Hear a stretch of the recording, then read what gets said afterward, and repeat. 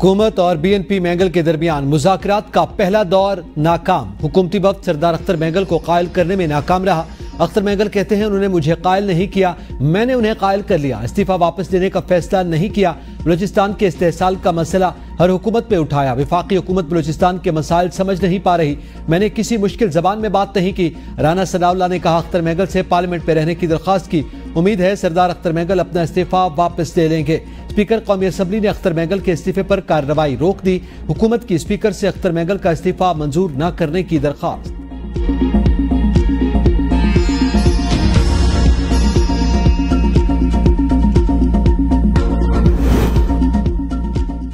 सरदार Akhtar mangle से पाकिस्तान तहरीक इंसाफ के वफ्द की मुलाकात। इस्तीफा वापस लेकर पार्लियामेंट के अंदर रहते हुए मुश्तरका जिद्दोजहद करें। PTI क़यादत का अख्तर मैंगल के लिए पैगाम में कहा गया अपोजिशन इत्तेहाद के प्लेटफॉर्म से आईनी जिद्दोजहद जारी रखें। अख्तर मैंगल का इस्तीफा वापस लेने से इनकार। कहा बलूचिस्तान के हालात संगीन नौइयत के हैं, फैसला वापस लेना मुश्किल है। अब बातचीत का वक्त गुजर चुका। बलूचिस्तान के असल मसाइल को कोई समझना ही नहीं चाहता।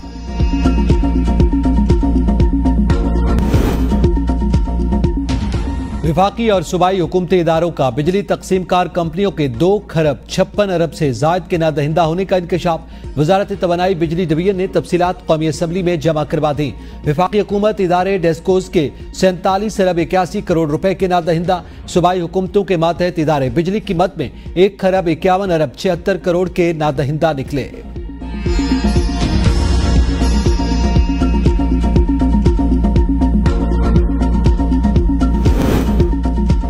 Opposition leader Punjab assembly Malik Ahmad Khan Bhachar public accounts committee 1 के चेयरमैन मुंतखब। असम्बली सेक्रेटरीट का बाकायदा नोटिफिकेशन जारी। Secretary general Punjab assembly Chaudhry Aamir Habib ने ऑपोजिशन लीडर मलिक अहमद खान भच्चर को चेयरमैन पब्लिक अकाउंट्स कमेटी का नोटिफिकेशन दिया।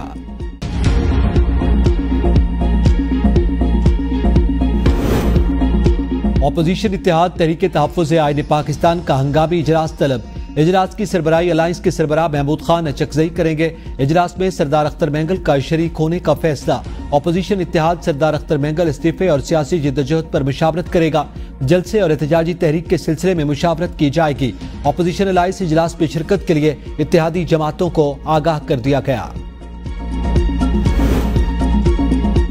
मुस्लिम लीग नून के रहनुमा हनीफ अब्बासी ने तहरीक इंसाफ के अरकान को निशाने पर रख लिया। कौमी असम्बली में इज़हार ख्याल करते हुए कहा आपको कांटा नहीं चुभा, सारे बाहर फिर रहे हैं। आपकी गुफ्तगू का अंदाज देखकर बहुत अफसोस हुआ। खुदा का खौफ करें, दुनिया पाकिस्तान पर हमला आवर हो चुकी और आप उनके आलाकार बन रहे हैं। फंडिंग शायद उसी काम के लिए है कि आपने फोकस एक इदारे को करना है। अभी तो मिलिट्री कोर्ट भी है, सबको नजर आ रहा है। आपने प्लानिंग के तहत हमला किया, आपका बचना नामुमकिन है। फौज इतनी कमजोर नहीं कि आप गालियां देकर दबा लेंगे। रऊफ हसन कह रहा है हमारे फौज से राब्ते हैं, किसके कहने पर जलसा मनसूख किया? अभी भी मौका है, मुआफी मांगे, मैं चलता हूं आपके साथ। नवाज शरीफ पर फर्द जुर्म जनरल मुशर्रफ ने आयद की। उमर अयूब कहते हैं सुप्रीम कोर्ट पर उनके वर्कर्स ने हमला किया। चीफ जस्टिस को हथकड़ियां लगाने का प्रोग्राम भी नवाज शरीफ ने किया। ख्वाजा आसिफ ने फौज के बारे में बात की थी। हनीफ अब्बासी ने मेरे खानदान के बारे में बात की। उन्होंने फॉरेन फंडिंग की बात की। पहले एफिड फंडिंग के बारे में बता दें।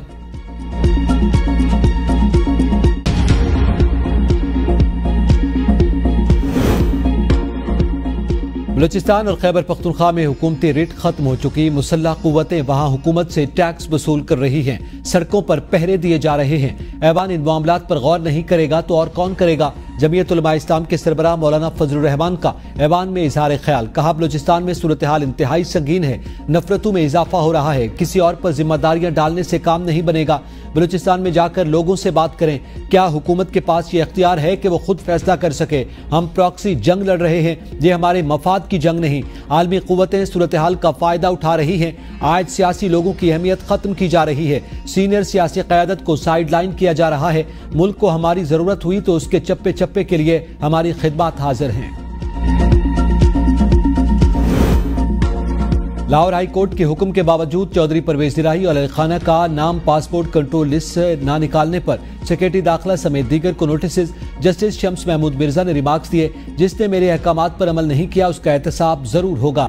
दौरान समाअत सरकारी वकील ने कहा, परवेज इलाही पर ट्रायल कोर्ट में जेर समाअत मुकदमे में फर्द जुर्म आयद होने वाली है, इस बिना पर अदालती हुक्म पर अमल नहीं हुआ। जस्टिस शम्स महमूद मिर्जा ने रिमार्क्स दिए, ट्रायल कोर्ट में जेर इल्तिवा केस का मेरी अदालत से कोई ताल्लुक नहीं।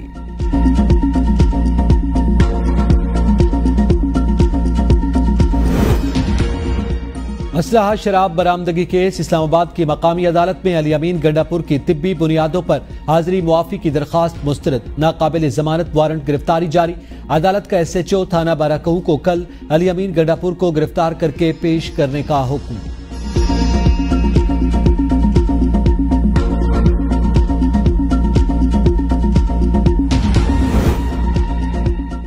मॉनसून का नया स्पेल, मुल्क भर में आज मूसलाधार बारिश की पेशगोई। इस्लामाबाद और गिरदोनवा में मौसम गर्म और खुश्क, मतला जुज़वी तौर पर अब्रालूद रहेगा। शाम के औकात में तेज हवाओं और गरज चमक के साथ बारिश का इम्कान।